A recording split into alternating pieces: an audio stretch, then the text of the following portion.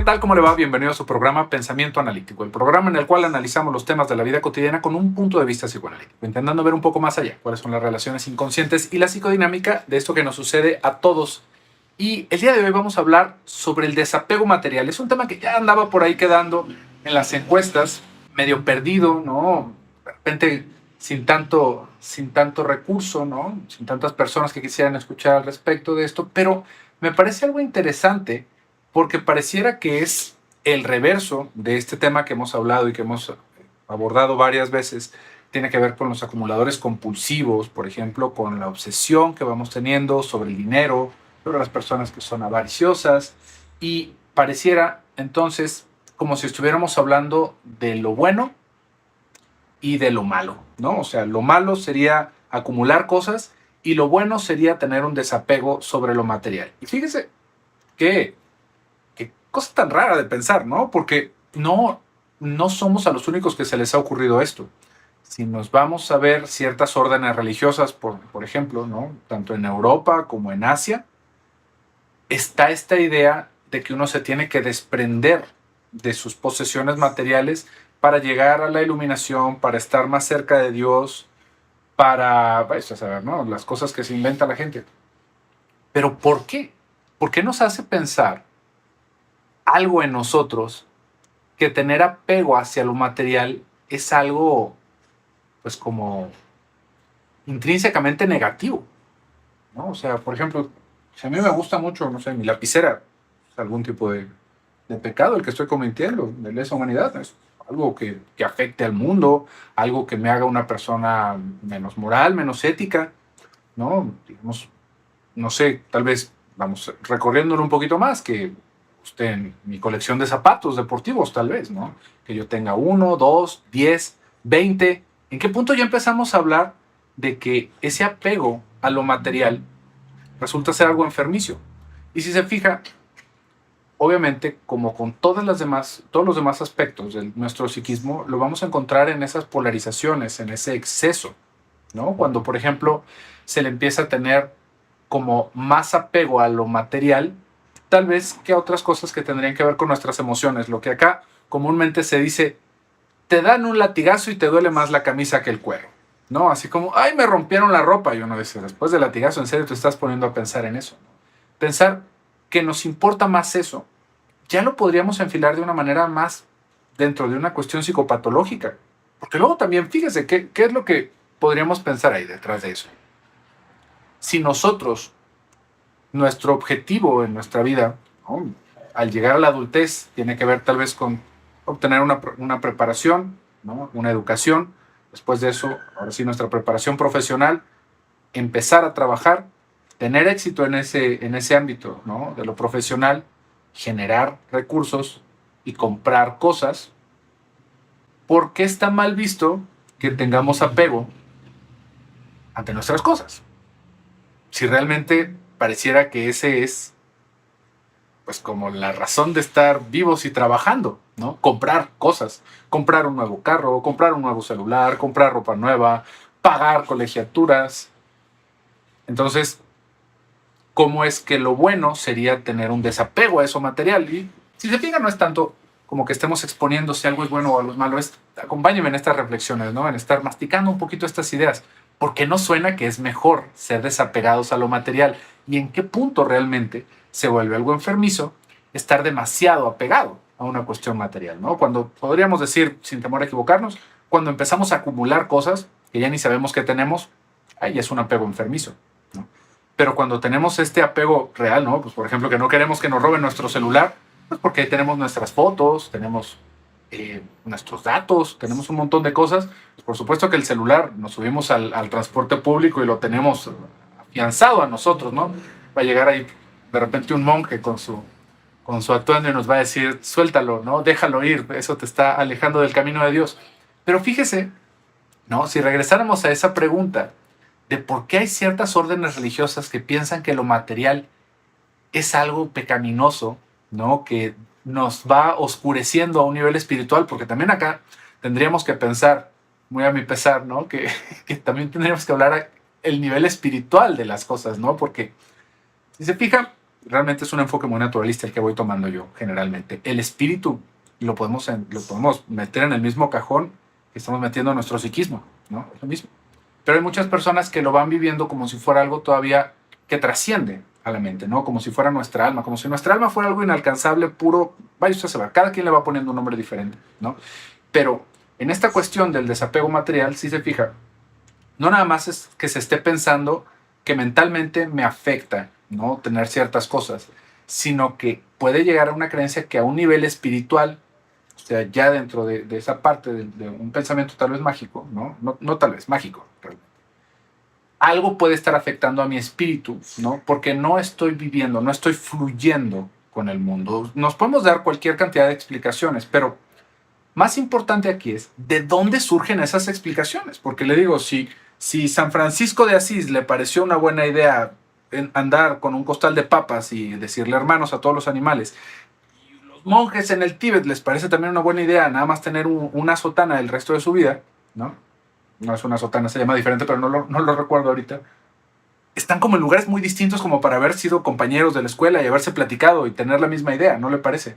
Como que son personas demasiado diferentes como para que esa idea surja, aunque crean en cosas totalmente distintas, aunque haya un dogma totalmente diferente, pero les pareció igual de nocivo la cuestión material, ¿no?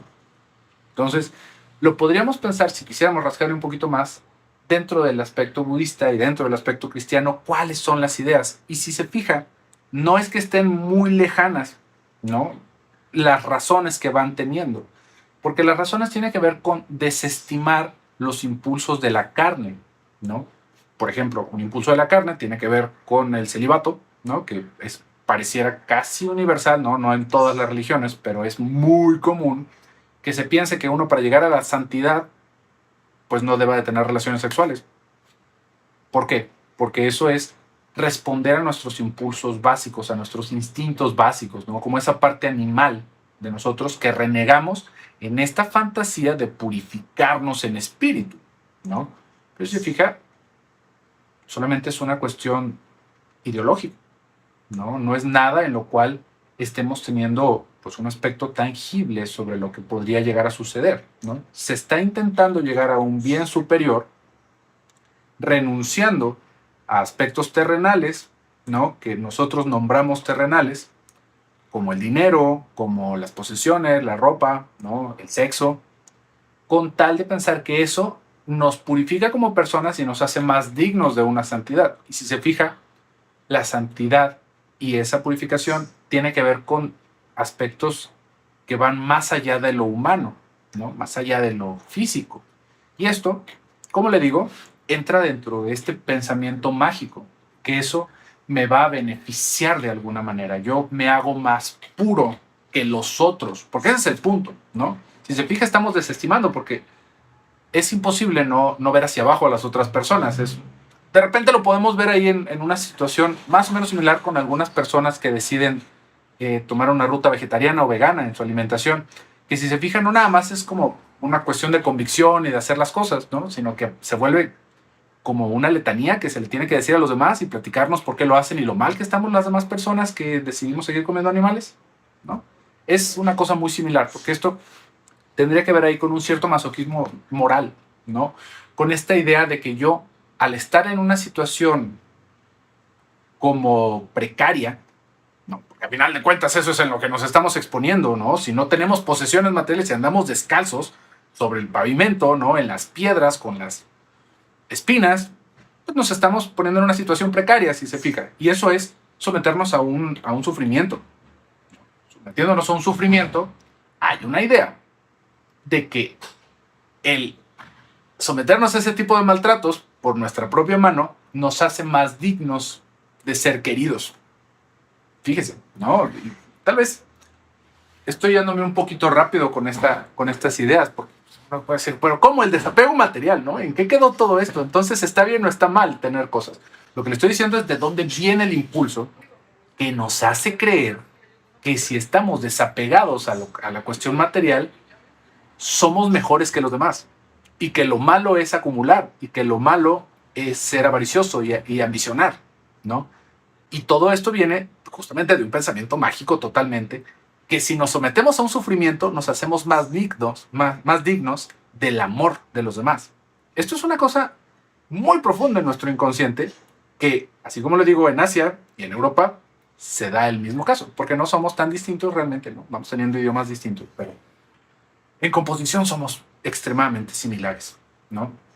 Hay toda esta fantasía de que si yo sufro, va a venir algo mejor después. Y esto lo podríamos alcanzar a rastrear en nuestra experiencia sobre lo sensorial del dolor, ¿no? Por ejemplo, fíjese, nosotros estamos, imagínese ahorita, ¿no? Tal vez está usted sufriendo de alguna enfermedad en el momento, pero pensemos que no fuera el caso, ¿no? Es más, vamos a ponerlo con algo que todos alcanzamos a experimentar en algún momento, con la gripe, ¿no? Ahorita pensando en pandemias, con la gripe. La gripe es una situación bastante molesta, ¿no? Y principalmente, ¿por qué? Porque se nos inflaman las vías respiratorias, no podemos respirar, nos duele la cabeza, nos duelen los ojos. Y en el momento en el que nos sentimos así, dolientes de todas estas cosas, es imposible no pensar en retrospectiva y decir, antes de que tuviera gripe y podía respirar bien, con normalidad, no aprecié lo bien que se sentía, ¿no? Solamente a través de la experiencia de dolor estoy yo recordando el bienestar que tenía antes. Y si se fijan, esto tiene que ver con cómo nosotros vamos estableciendo nuestros límites en la tolerancia, ¿no? Si yo sufro, al momento en el que dejo de sufrir, no es que me vuelva una situación jubilosa ese momento, no se vuelve una situación jubilosa, sino que simplemente me dejó de doler. Y si me deja de doler, no puede dejar de sentirse un poco como que mejoró mi situación, aunque realmente lo que mejoró fue que dejó de estar ese estímulo que nos estaba fastidiando, pero no es porque haya mejorado como tal, ¿no? Si tenemos una uña enterrada y nos quitamos la uña enterrada, regresamos a la normalidad, pero no es que estemos mejor, ¿no? O sea, no se hizo mejor nuestro pie, simplemente está funcionando como debería funcionar. Lo mismo va pasando con una cuestión alrededor del maltrato y de estas situaciones que nos obligamos a precarizarnos, ¿no?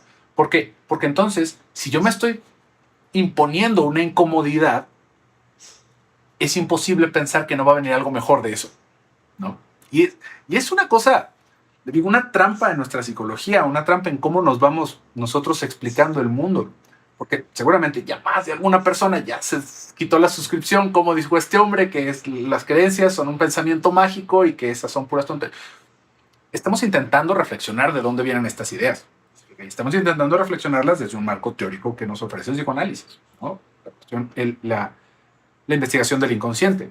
Y este tipo de ideas las podemos rastrear hacia ese lado nosotros, ¿no? Hacia pensar cómo todos vamos teniendo esa fantasía alrededor del maltrato, ¿no? ¿Por qué? Porque esta idea de los padres y de los mayores que nos quitan cosas, que nos prohíben, que nos castigan y que nos premian si somos buenos, que nos premian si somos obedientes, que nos premian si hacemos caso, si nos quedamos callados, si no pedimos cosas. Si se fija, todo tiene que ver con esa austeridad, ¿no? Y es una cuestión muy interesante, realmente, si pensáramos en ciertas personas que crecen de una manera diferente, porque esto es como la mayor parte de la población, ¿no? Pero ¿qué pasa con esas personas que crecen sin necesidad, por ejemplo, de trabajar, ¿no? O sea, que realmente no hay una necesidad de dinero en su familia, ¿no? Que no van a necesitar preocuparse por la renta, no van a necesitar preocuparse por sus cuidados médicos. Todo está hecho, todo está dado, ¿no? Lo único que tienen que hacer es seguir existiendo, ¿no? En ese tipo de personas, este tipo de formaciones tienen un giro distinto, ¿no? ¿Por qué? Porque nos vamos a ir dando cuenta, por ejemplo, si pensáramos en esos mismos ejemplos alrededor de San Francisco de Asís, ¿no? Que es una persona que venía de una familia adinerada en su momento y renuncia a todo eso.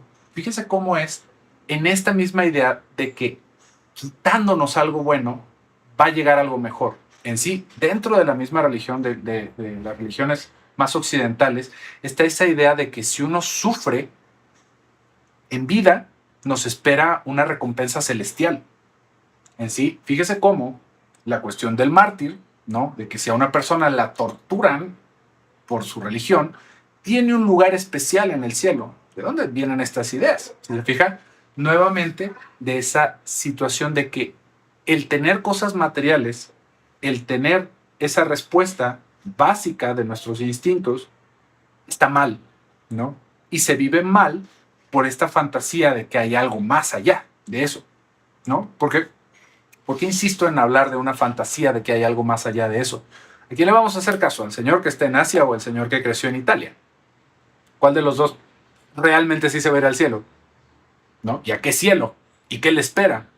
Tal vez uno renazca en víbora o en un pájaro y el otro va a estar en un cielo especial con ángeles. Si se fija, cómo tiene que ver más con una fantasía que va teniendo la persona, ¿no? No es algo tangible y por lo tanto, como no es algo tangible, no lo podemos explicar, ¿no? Como si fuera un resultado final. Simplemente estamos hablando de la expectativa que tiene cada uno. Y la expectativa que va teniendo cada uno surge alrededor de cómo se va justificando el sufrir para nosotros en sí. Otra vez, recuérdenlo. De repente que tenemos estas rachitas de mala suerte, que se nos poncha la llanta, se nos rompe el zapato, se nos sale un botón, se nos tira el café, decimos, ay, ya, algo bueno debe de venir después de esto, ¿no? Ya me he ido muy mal, algo bueno debe de pasarme. No estamos tan equivocados en una cuestión de probabilidad, ¿no? Aunque no es una correlación directa, pero fíjese cómo también esta misma fantasía y esa misma idea viene cuando hay personas que sienten que les está yendo muy bien y dicen, algo malo va a pasar, ¿no? Si se fija, todas estas cosas van pasando dentro de nuestra cabeza, es la explicación que le vamos dando. Entonces, es más sano ser desapegado en una cuestión material, ¿no? Vivir con menos, no sé, restringir nuestra dieta, solamente tener un par de zapatos. Todo tiene que ver con nuestra convicción, al final de cuentas, ¿no? ¿Y qué tanto de nuestra vida se ve obstaculizada con esto? Si nos regresáramos a una situación, por ejemplo, de dieta, ¿no? Que es una cuestión interesante. Hay personas, por ejemplo, que se deciden a no volver a probar un producto que haya tenido que ver jamás con algo de explotación animal, ¿no? Y ante eso, pues fíjese nada más en la situación en la que se ponen, ¿no? Las vacunas normalmente se prueban con animales, ¿no? Muchas de las cosas en las que vivimos están hechas por el sufrimiento de otros animales y del prójimo también, ¿no? Porque han muerto en las obras, haciendo carreteras para nosotros, llevando electricidad, haciendo las presas, todas estas cosas. Si realmente estuviéramos desapegándonos de todo esto, viviríamos en la época de las cavernas, casi, ¿no? Porque no podríamos usar prácticamente nada. Y hay personas que tienen esa convicción. Yo no podría decir hacia dónde está llevando ese impulso a esa persona. ¿Realmente es hacia vivir mejor? ¿O es algo que en esa precariedad en la que se está exponiendo, en no tomar medicinas, en no tener ciertos alimentos, cómo se va a desnutrir? ¿Qué es lo que viene detrás de esto, no? ¿Cuál es el deseo detrás de esto? ¿Por qué se necesita sentir esa persona purificada alrededor de un sacrificio de lo que está haciendo? Tal vez podríamos hacerlo a menor escala, ¿no? La verdad es que a mí me da mucha tristeza pensar que un animal tiene que morir, pues para que yo me alimente, ¿no? Simplemente lo voy a dejar de hacer. Allá también tendríamos que pensar qué tan involucrados están muchos otros procesos dentro de la cabeza, porque pues nos estamos identificando más con los animalitos que hacen mu, pero las plantas también son seres vivos. Y si nosotros estamos vivos, es porque muchos otros seres han muerto para que nosotros estemos aquí, y su sacrificio es lo que nos mantiene. Entonces, ¿dónde se van quedando estas ideas sobre lo que es bueno y lo que es malo alrededor de ese apego material? Si se fija, va mucho más atrás. No nada más en decir que yo voy a ser como Marie Kondo y bueno, a final de cuentas voy a tener solamente una cobijita, solamente un par de zapatos. Hay que pensar un poquito más a fondo hacia dónde nos está llevando eso. Y si de algo podemos tener certeza, ahora sí, es que vivir en sufrimiento no nos va a traer ningún beneficio después. Ninguno. Eso sí es un engaño, que nos lo han puesto de un montón de maneras y solamente beneficia a las personas que nos lo están enseñando, no a nosotros. Así que sacúdaselo, por favor, porque en serio que eso nos hace vivir mucho peor de lo que podamos vivir. Pero bueno, pues por el día de hoy, hasta acá vamos a dejar este video de una larga, breve, si usted gusta, reflexión sobre el desapego material. ¿De dónde viene? Si le gustó el video, déjenos una manita arriba, déjenos sus comentarios, por favor, que con ese contenido es con lo que nosotros hacemos estos videos para usted. Yo me despido por el día de hoy, soy José Luis Amarripa, hasta pronto.